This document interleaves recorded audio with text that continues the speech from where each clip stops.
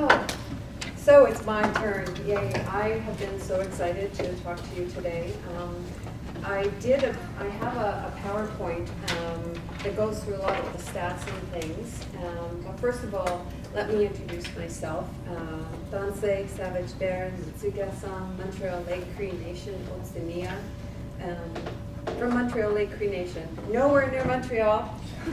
It's northern Saskatchewan, and so right now I am an assistant professor in McMaster University in the Indigenous Studies Department. Been there 3 years now, amongst the Haudenosaunee and the Anishinaabe peoples. It is totally not my territory, but they have taken me in very nicely and introduced me around, so it's really nice. I have a lot of roles and responsibilities, as do many Indigenous scholars. I take on a lot. When I was hired at McMaster, it was from the University of Alberta that I came. That's where I did my PhD, and I was there for 19 years. McMaster hired me to become the director of McMaster Indigenous Research Institute. It had been around for about 7 years, but had no real programming and only had interim directors, sort of other Indigenous scholars doing it off the side of their desks. So I thought it was an amazing opportunity to build something from ground up. Our president and our provost were all pro-Indigenous everything, and so we had a healthy, still do have a healthy budget so far. But our president's leaving, our provost is leaving, and so we'll see what happens. You know, these changes can happen so dramatically, so we are putting things in place as much as we can. And one of those things in place I brought from the University of Alberta, and I call it my heart work. It was off the side of my desk for a long time at the U of A, and it is prison education. The reason I got involved is in 2002, I started volunteering at the Edmonton Institution for Women. A librarian friend of mine told me, maybe you should go there, you know, you might be a good role model. She knows me really well, so I was wondering why she would say that. You'll be a really good role model. There's a lot of Indigenous women there.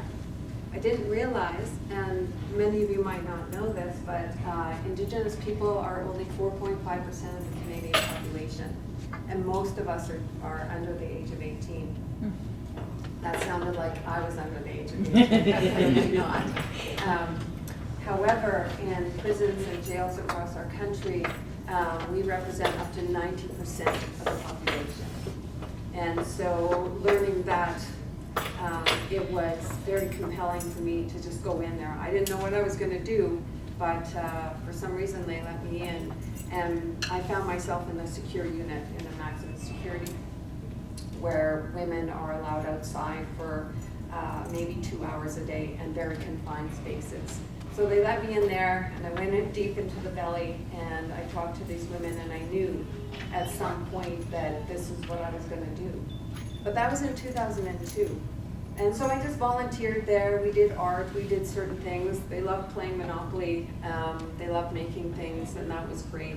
And then as I finished my PhD, and I was interviewing a grad student, she wanted me to supervise her. And I'm very particular about my grad students. I need to be really involved in their work, and I have to feel it here too as well. So she launched into it, and I said, hold on, like, I don't even know who you are. Tell me about yourself. And she's like, oh, yeah. Well, what do you want to know? And off the top of my head, I came up with a question that changed my life forever. And I said, what was your favorite undergraduate class? And her eyes lit up.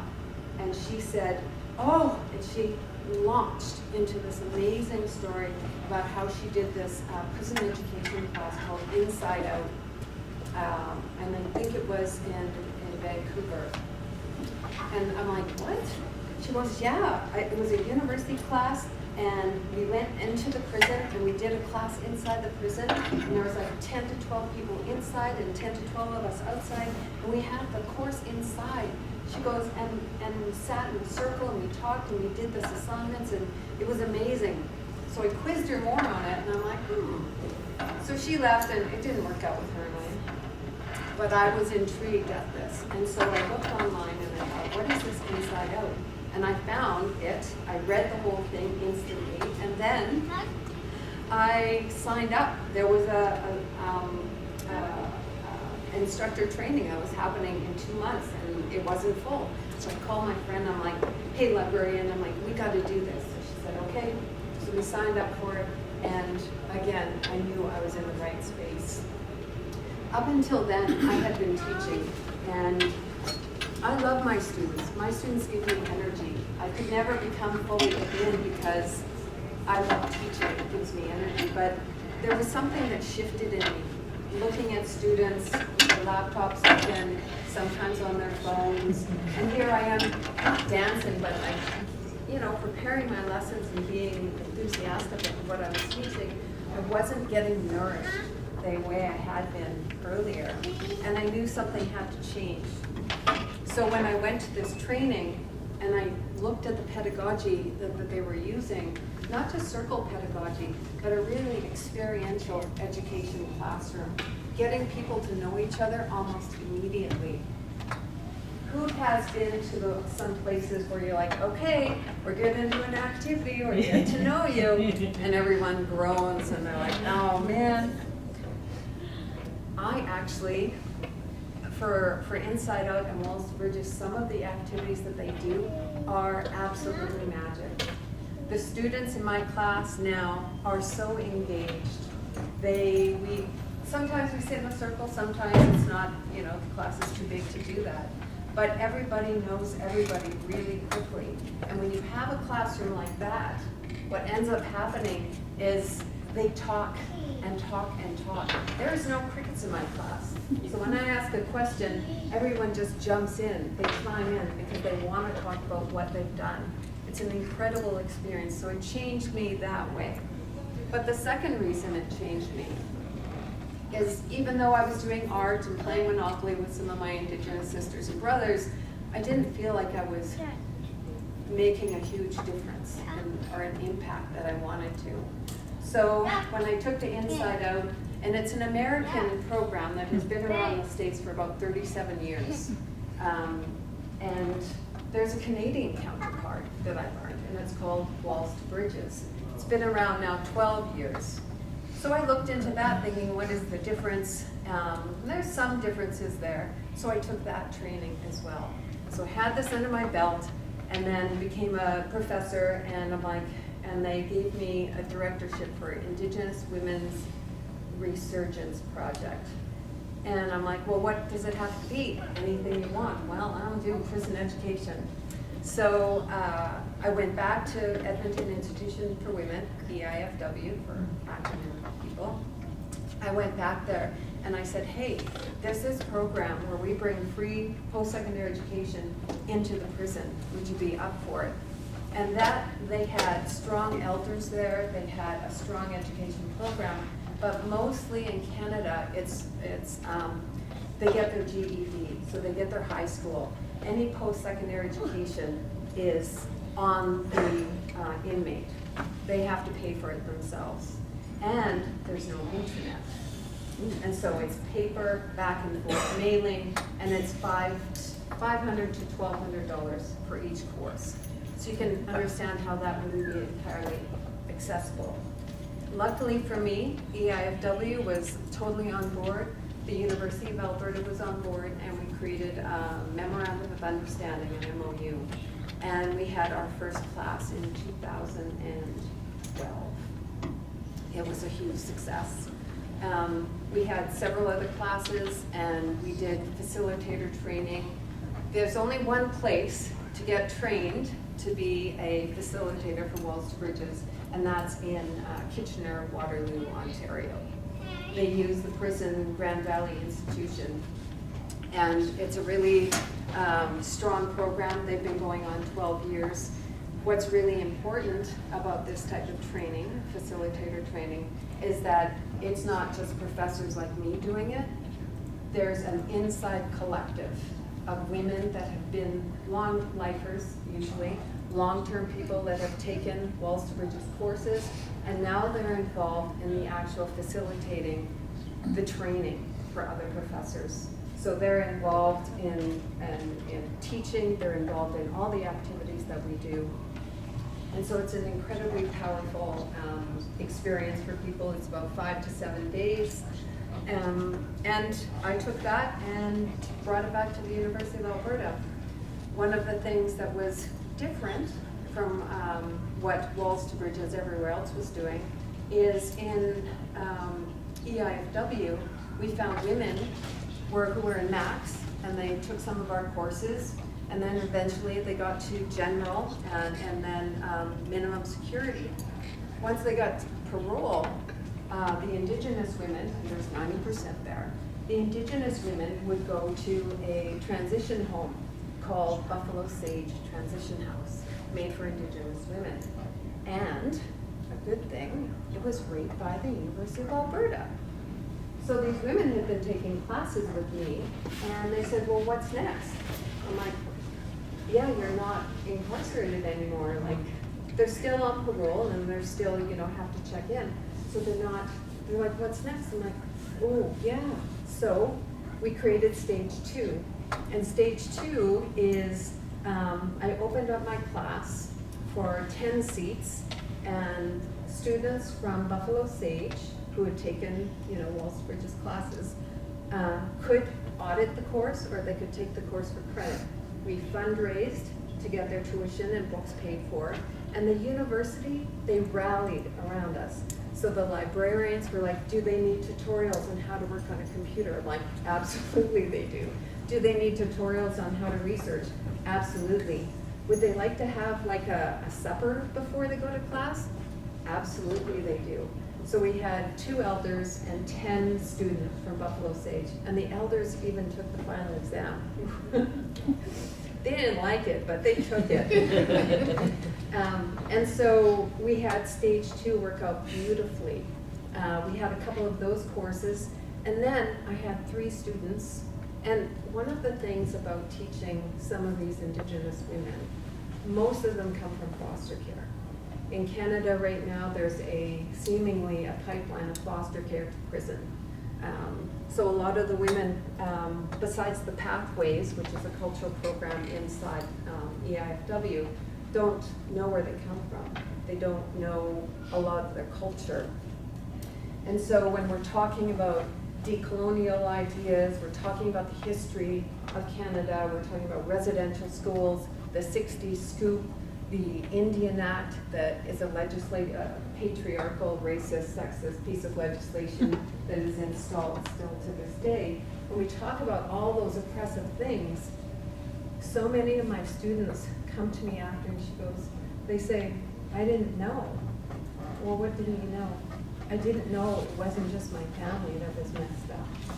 They thought they carried shame and guilt because they thought their family was deficient. They thought their family was less than, and that's what they had been told. So I mark with just student numbers. I don't mark with names. It's hard to, when you work with these women, it's hard not to go, oh, she's trying really hard, give her this. I mark everything blind. And my top 3 students are consistently these people who have been incarcerated, barely have a grade 12 education, but they turn their minds into critical thinkers.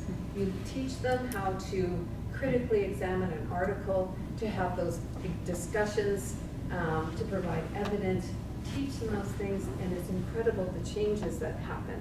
So they're empowered with this idea of education where they never felt that they belonged before.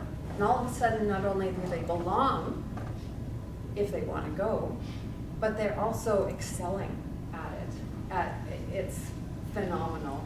I don't know if you can tell, I get all jazzed up when I talk about these students. And so the stage 2 was going really well, and I had these 3 students, and they're like, well, what now? I'm like, oh my God, I'm saying to my place, what now? I'm like, well, you applied to university, that's what now. And so we had stage 3 was born. And stage 3 helped them through the application process. We got them some scholarships to start them out. The application fee at U of A is quite pricey, so we were able to fund that as well. And this was, as I said, 2012, I started this. This May, I attended the convocation of 2 of my students whom I met when they were incarcerated in maximum security. One of them got fully funded. She had her choice of master's programs to go into, and in astronomy. And so these successes aren't mine. There's a whole team of people, not only at the University of Alberta, but also at McMaster now. So in the next part, I have notes in case.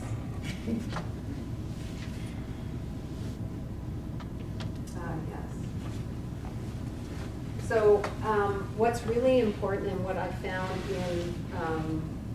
in this is education isn't the only thing. There's a lot of mental health issues that go on with our people, and there's a lot of foundational racism that they have to overcome. And so the pillars that we are trying to uphold is mental health, education, and cultural work. And that's when the sort of the pan-Indian stuff cuts really sort of a gray area for me, because a lot of the programming inside prisons for Indigenous folks it's called pathways, and whatever elder can stomach going into an oppressive place like that, you don't get to pick, you know. Some of the elders I work with have degrees in social work, and so they're also ceremonialists. So they go into the prison and they have the educational background, but also the cultural background to be able to handle that. We need more of those elders, but they're very hard to come by, and they're put a lot of pressure on. So we really value our team that we work with. It's also really important to note that Indigenous folks and Black folks in Canada, at least, are way overrepresented in the prison population. It's not just in Alberta where EIFW is at 90%. In Saskatchewan and Manitoba, where we have large populations of Indigenous people, they're also incarcerated at 70 to 80%. Stony Mountain as a penitentiary for men. It was in 1803 it was built, and they had 100 Indigenous men and one hysterical woman, in quotes, that's what they said. Their first prisoners, they said. So we're looking at an increase currently of Indigenous women going to jail at far more than Indigenous men, and for more violent crimes as well. So policies not only have to reflect that, but also our education needs to reflect that. So another big game changer was me. I was branching out. I was like, I was at the U of A for like 19 years. I think I want to look at other places. And so McMaster came calling, and like I said, I became the director of the Research Institute there. At the same time, my friend Shoshana Pollack, who was a co-founder of Walls to Bridges, she was from Wilfrid Laurier University, she was passing the torch. And because I had moved into the province, it was close by, she gave me a huge question. She said, I'm looking for the next national director of Walls to Bridges. And I'm like thinking in my brain, oh, I know so many people that would be so good for that. And she said, I want you to think about it. And I'm like, what? I really had to think about it. I had to talk to my team. I had to talk to elders. I didn't know if I could do the job, being an assistant prof in a new university, running a research institute, but I felt like I couldn't not do it. I remember a lot of my Indigenous sisters saying to me, you know, there's missing and murdered Indigenous women out there. We may not be missing, and we may not be murdered yet, but we're forgotten. And I think about that, and I think about the impact that I could do, because I was offered a CRC, Canada Research Chair, at the same time. I'm like, well, what impacts can I make? And I remember my sisters, you know, down deep in the valley at EIFW, and I just remember their faces. And I thought maybe this is the road to go to. And of course, you do a lot of praying and ceremony when I make big decisions. And so 2 years ago, I said, okay, let's do this. So becoming the national director, I also knew that things had to change within the program itself. A lot of the people that we were serving were Indigenous or Black, but the facilitators, as great as they were, our professors were trained really well. I thought that our professors needed to reflect the populations that they were serving. They were doing amazing courses, death, dying, and bereavement, all sorts of things. But where was the relevancy for them? Where was the indigeneity? Where were those philosophies and those thoughts and those theories? And so when I became director, a couple of things happened. We met with the inside collective. We also have an outside collective. So the women, like the student that graduated and is now in her master's, the women that were in Walls to Bridges for so long, and then they moved out, and they're in social justice work and stuff, they stuck together as a core, as a community collective of former Walls to Bridges. And the inside collective are a huge part of how we make decisions, and the outside collective is a huge part of how we make decisions. So I consulted with them and I said, listen, I really want to make sure that our new professors who are taking this training are going to be Indigenous or Black. And I also want their tuition to be free. Because the facilitator training, we feed them really well, and we also pay our inside facilitators and our outside facilitators, our incarcerated folks, formerly incarcerated folks. And so it becomes quite expensive. So we charge the training $1,500. But I wanted it to make it accessible for our Indigenous and Black faculty to be able to take it. So we made the tuition free, and we also focused on having over 70% of the professors that we train be Indigenous or Black. And that was thankfully really well received as well. So, what's our time? I didn't even get to my slideshow, which is a bunch of stats, but I wanted you to feel it. I wanted you to feel the hard work that happens, and going forward with Walls to Bridges is a really important endeavor for me. One of the things that we also don't have is a governance structure. So the way Shoshana just sort of, hey, you want to do this thing? And I'm like, okay, I'll do this thing. The outside collective who had been with Shoshana for 12 years weren't consulted. And so when I stepped into that circle, it was like, who are you? And it was a difficult transition for all of us. Now we're cool and we're working together really well, but I wanted a governance system to make sure that this sort of thing is consistent. It's too important. It's too important to our society, and it's too important to them. 5 minutes. I want to ask you a question. So, free prison education to people who are incarcerated. It's not a favorable sort of platform to stand on. But let me give you some numbers, or maybe you can give me some numbers. How much do you think it costs in Canadian dollars to fund one female federal inmate for 1 year? Double that. It's $210,000 to $225,000 a year. Obviously more than a Harvard education. Recidivism rates. We don't often like to use that term. But recidivism rates is, for those of you that don't know the carceral lingo, is how many times when a person's released that they come back. The percentage for Indigenous folks currently is at 80%. 80% of the time that they get released, they come right back in. But with one prison education post-secondary class, because they get all kinds of classes, addiction classes, anger management, all sorts of classes that they have to take. But a post-secondary education class, the recidivism rate drops to 37%. The cost effectiveness, and if I want to, when I do talk to politicians and policy changers, my MPs, this is the thing that I have to drive home. You are not just giving free education to people who have been incarcerated. You are building up a part of society that needs a place to do good things. They need a place, a chance. and let's give them that chance.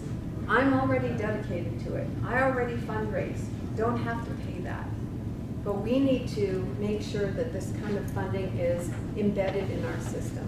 And so that is the work that I'm doing currently with Walsa Bridges. Once my directorship for the Research Institute is over, I'm really going to be able to dedicate a lot more of my time to prison education and Walsa Bridges.